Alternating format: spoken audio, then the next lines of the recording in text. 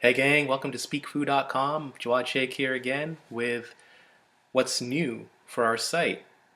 It's our very first book review or lessons learned from readings. See, I love to read. I love to take a book and just go at it and learn whatever I can from reading. And I read a number of books all the time. I love reading. It's what I enjoy doing. I love sharing that information that I learned from these books with you. What I'm starting off with this series in book reviews is with this book. Cold Hard Truth by Kevin O'Leary. Now, Kevin O'Leary, also known as, and I'll say insert your PG rated reference here, person from Shark Tank and Dragon's Den, he was the reason I didn't watch the show for a long time. I just felt plain old sorry for the people who he would brutally destroy in the commercials for the shows, so much so that I just couldn't do it. It was like watching a person get hit in the groin for doing the whole prune face look as if they just swallowed a lemon whole. I opted to never watch the show for a long time, even though entrepreneurship is a huge interest to me. Eventually, though, curiosity did kill the cat, and I did want to know more. More about why this person was so evil. More about why he was just so mean to those entrepreneurs who had worked so hard to build their ventures. Why he wasn't at all tact about anything he said. So I started by picking up his book on Amazon. And the link you can find on the blog page itself. And I'm actually glad I did. This book is about his journey as a young man who survived an abusive father, a learning disability, and going from nothing at all to becoming a self-made millionaire. It was by understanding his journey that I came to understand the man and even became a fan. This is truly one of those books that I literally learned a new lesson each and every page I turned, and I couldn't put it down even for a minute. It's interesting, one of those books that there's value in every single page, and it's very hard to come across a book like that.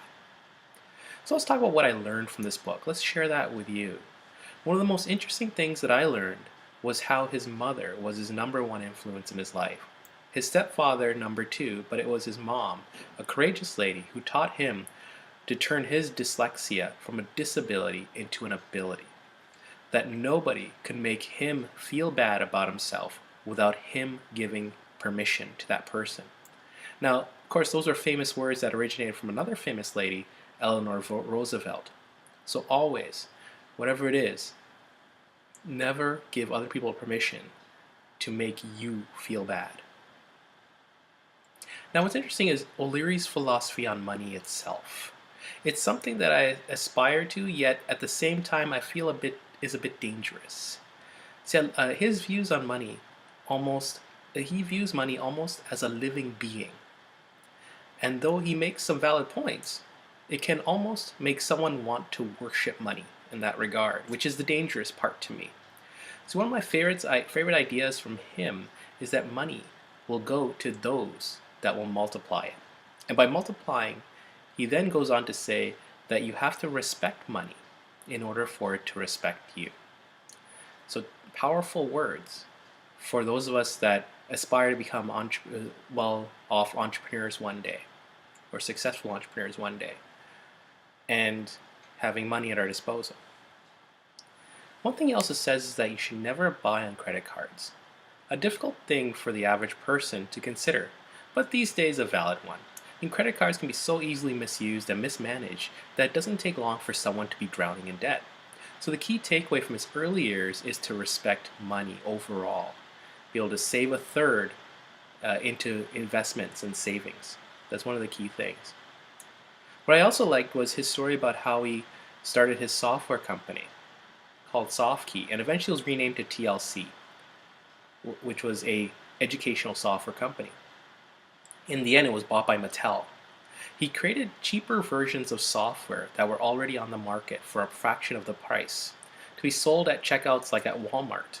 And in fact, his story of landing the Walmart contract was something that I found very intriguing, very interesting. He speaks about being in a meeting with the buyers at Walmart. At the time, He was selling his software for around $30, $40 at other places. And all of a sudden the Walmart buyer came in and said, you're selling your product for 20 bucks at our checkouts, or we'll find somebody else that will. Basically, take it or leave it. Now O'Leary, sweating at this point, trying to figure out, well, how am I going to do that while turning a profit? He was sweating. He's trying to negotiate with the Walmart buyer, but he would have nothing about it. So in the end, O'Leary took the deal and went back to his company and tried to figure out what he was going to do. It was actually the turning point in his company's growth, which was very interesting. But the challenge was, how does he reduce his costs to make a substantial profit? The solution was to offer just the CD of the software, and in a tiny slim case with the minimal inserts, and that's it. Just a very basic software with minimal packaging. This eliminated the majority of the packaging and thus reducing his costs to a profitable one. Another lesson I found intriguing was in his experiences being bought by Mattel and going from entrepreneur to ultimately employee without realizing it. See, when he was bought, he felt like it was a bit of a partnership, but as he got into it, he learned that it wasn't the case. See, when he was running his company, if he had an idea, he could get it into the shelves of Walmart within 6 to 8 weeks of conceiving the idea, which was amazing. He could take that idea, boom, he was off and running. He got it into the shelves in 6 to 8 weeks.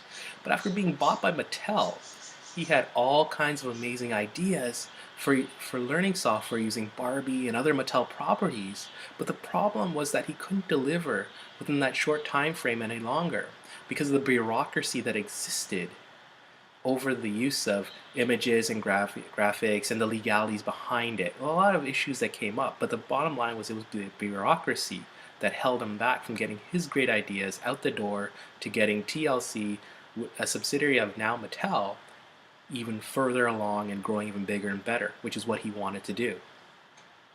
He couldn't get any support from the executives above, and in particular the president of Mattel at the time, and eventually when he did get in contact with her, he was reminded about how he was now an employee of Mattel and needed to follow the rules. Something that he wasn't used to at all. It was incredibly frustrating for him, and eventually his company failed.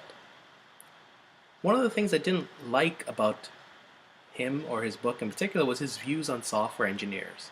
He basically called them a dime a dozen. Now, as a software engineer myself, I don't consider myself to be such. I don't consider myself to be a dime a dozen. I take a lot of pride in my craft when I write code. So for me, that's a bit of a tough pill to swallow as I was reading that in one of the chapters of his book. But interesting enough, one of the most interesting references to O'Leary came not from his book, but from another book written by his Dragon's Den / Shark Tank co-host, Robert Herjavec. In his book entitled Driven, and expect a future review on this book as it is also a fabulous read as well. Herjavec refers to O'Leary as someone who genuinely believes that he is a nice guy. O'Leary feels that he is a nice guy because when he encounters someone on the show whose ideas and plans are way off, that he is doing them a favor by telling them outright to do something else. That he doesn't want to see someone encountering heartache and financial loss if it can be avoided by doing something else. So he generally believes that he is helping people out. It's a fair argument. I mean, he is outspoken. The methods he does is tough to swallow a lot of times. I mean, I'm pretty sure if I encountered him one day, I'd probably feel the same way. Finally, to address the reason of why he is outspoken and has very little tact in what he says, part of it came from his dyslexia, but he makes no qualms about it. He believes that being upfront about everything and doing a favor for that is doing a favor for that person, and he hates to see people invest their life savings, their time, their energy into ventures that have no future. He also believes that he is doing everyone a favor by not beating around the bush, to move on to the next thing. It was this reasoning that helped me to change my thinking about the man and to find newfound respect for him. So now I enjoy watching Shark Tank and Dragon's Den.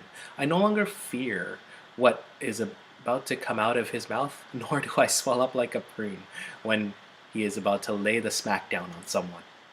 But the biggest lesson I learned from the whole experience is that if you fear or loathe someone, take a moment, understand their world, understand their shoes. You may come to a newfound understanding and learn something from them. I most certainly did. So I highly recommend this book. Check it out on Amazon.